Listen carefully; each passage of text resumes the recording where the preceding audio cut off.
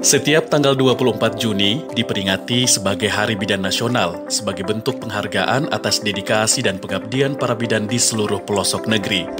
Tahun 2025 ini, kita kembali diingatkan akan pentingnya peran bidan sebagai ujung tombak dalam menjaga kesehatan ibu dan anak, serta mendukung pembangunan kesehatan masyarakat secara menyeluruh. Bidan bukan sekadar tenaga kesehatan. Mereka adalah pendamping setia di masa-masa terpenting dalam kehidupan, dari masa kehamilan, persalinan, hingga masa tumbuh kembang anak.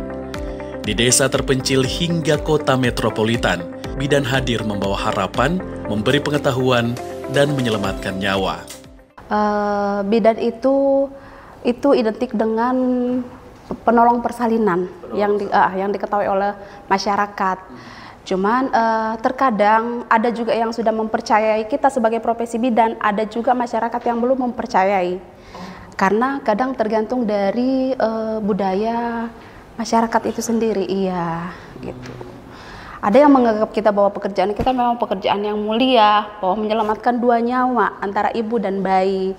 Tapi terkadang ya di situ merupakan suatu kebanggaan kita, saya pribadi, kebanggaan kita sebagai pribadi itu sebagai profesi bidan, bahwasanya kita diakui oleh masyarakat istilahnya dalam pelayanan kita. Tapi kadang kesedihan kita seperti apa, yaitu kadang masih banyaknya sekarang itu masyarakat yang masih mempercayai tentang budaya.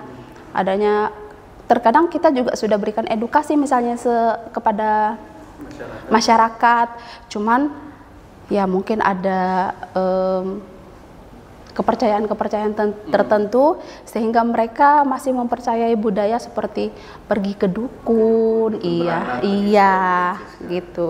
Padahal kan yang kita tahu sekarang kan sudah zaman modern gitu ya Pak ya. Sejak 2011 berprofesi sebagai seorang bidan di Rumah Sakit Dirgahayu Samarinda, Bidan Siska telah melalui banyak hal, mulai dari hal unik, lucu, bahkan ada yang membuatnya menyesal. Pastinya ada yang unik, ada yang lucu, dan ada bahkan yang sampai membuat kita menyesal gitu. Karena apa? Misalnya gini nih, pasien datang misalnya, kita tahu pasien ini bukan dari lingkungan yang terpencil datangnya, tapi banyaknya masyarakat itu yang tidak melakukan pemeriksaan. Jadi pengalaman saya pribadi, begitu dia datang dengan kondisi sudah istilahnya komplikasi, nah itu yang buat kita merasa sedih gitu. Di zaman sekarang ini kok masih ada pasien yang seperti ini gitu, padahal kita kan sudah di zaman modern gitu Pak ya. Iya, apalagi zamannya BPJS sekarang, bahwasanya semua ditanggung oleh pemerintah, dan itu memang kurangnya juga pengetahuan masyarakat, bahwasanya terkadang ya kurang edukasi juga sih mungkin ya. Pasien itu kurang edukasi juga bahwasanya selama kehamilan diwajibkan melakukan pemeriksaan. Cuman kadang ada juga pasien itu yang mempercayai itu, ada juga yang nanti takutnya kita disuruh bayar atau apa, padahal jadi intinya memang pasien itu kurang pengetahuan kadang gitu. Berbekal pengalaman 15 tahun, Bidan Siska punya cara sendiri ketika menghadapi pasien.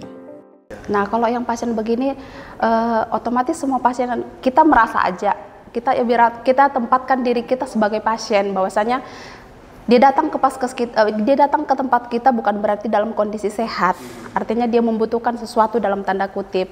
Berarti kita harus melakukan pendekatan kepada pasien itu.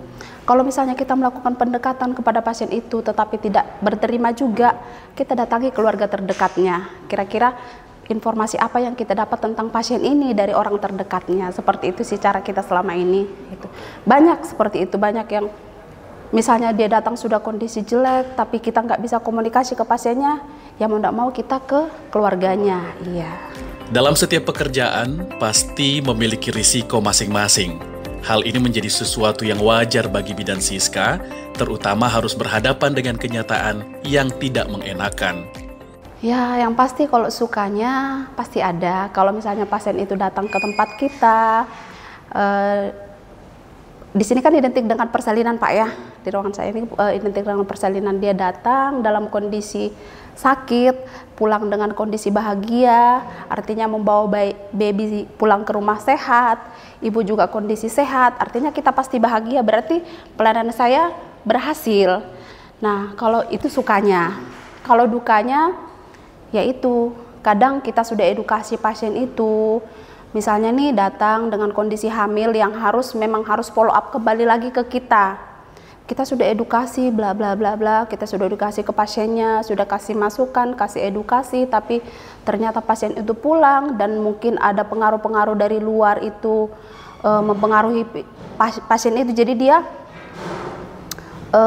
istilahnya nggak percaya dengan apa yang kita jelaskan gitu ya, karena itu tadi adanya budaya atau kepercayaan yang lain itu tadi, sehingga pasien itu tidak kembali ke kita. Pas kembalinya misalnya datang ke kita sudah kondisi dalam keadaan buruk. Nah itu sih dukanya kita, karena masyarakat nggak tahu. Masyarakat taunya oh itu kok sudah pernah kontrol ke Dirgahayu loh, padahal kok bisa sampai seperti itu. Nah padahal kan kronologis kan kita yang tahu, padahal pada saat di kunjungan pertama kita sudah memberikan edukasi, sudah memberikan pendidikan kepada pasien itu, tapi pasien itu tidak berterima. Nah itu sih dukanya kita, duka saya pribadi istilahnya selama bekerja di sini ya gitu.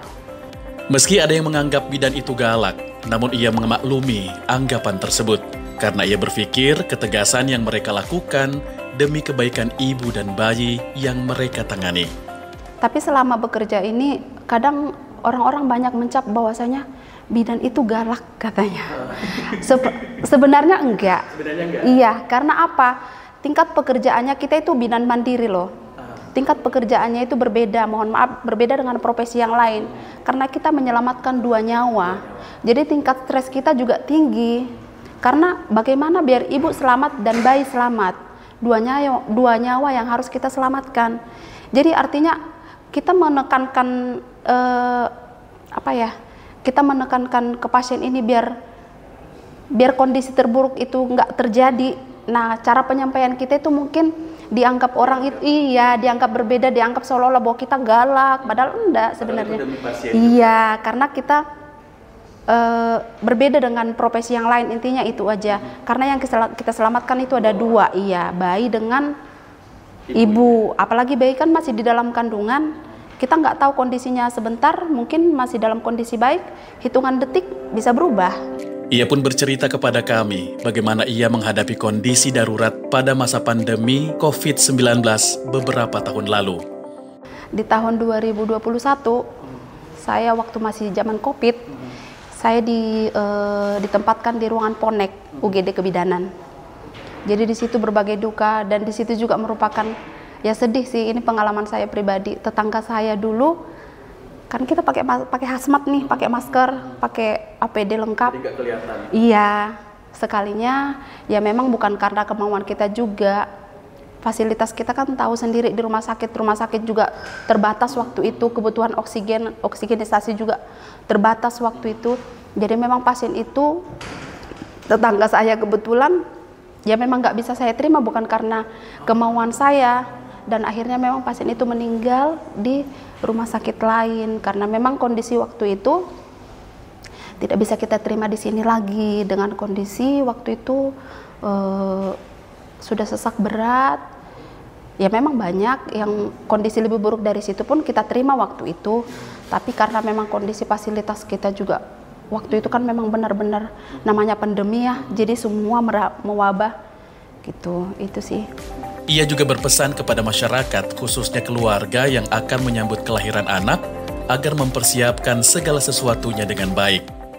Ya harapan saya sih bagi masyarakat terkhusus yang dalam kondisi hamil, agar melakukan pemeriksaan rutin. Bahwasanya sekarang kita itu tidak dipersulit, bukan yang kayak zaman dulu lagi. Dan sekarang tidak semena-mena harus pakai uang. Apalagi sekarang enaknya dengan zaman BPJS, bahwa semuanya itu ditanggung oleh pemerintah. Dan itu ada syaratnya juga. Selama kehamilan ada persyaratan berapa kali dia ditanggung oleh BPJS untuk melakukan pemeriksaan ANC. Jadi harapan saya untuk masyarakat ya harus melakukan pemeriksaan rutin, itu aja. Hari Bidan Nasional bukan hanya momentum untuk mengenang peran mereka, tetapi juga untuk mendukung, memperkuat, dan menghormati profesi bidan sebagai bagian integral dari sistem kesehatan Indonesia. Teruntuk para bidan di luar sana, terima kasih atas segala pengabdianmu. Engkau bekerja dalam senyap, namun memberi dampak luar biasa bagi masa depan bangsa.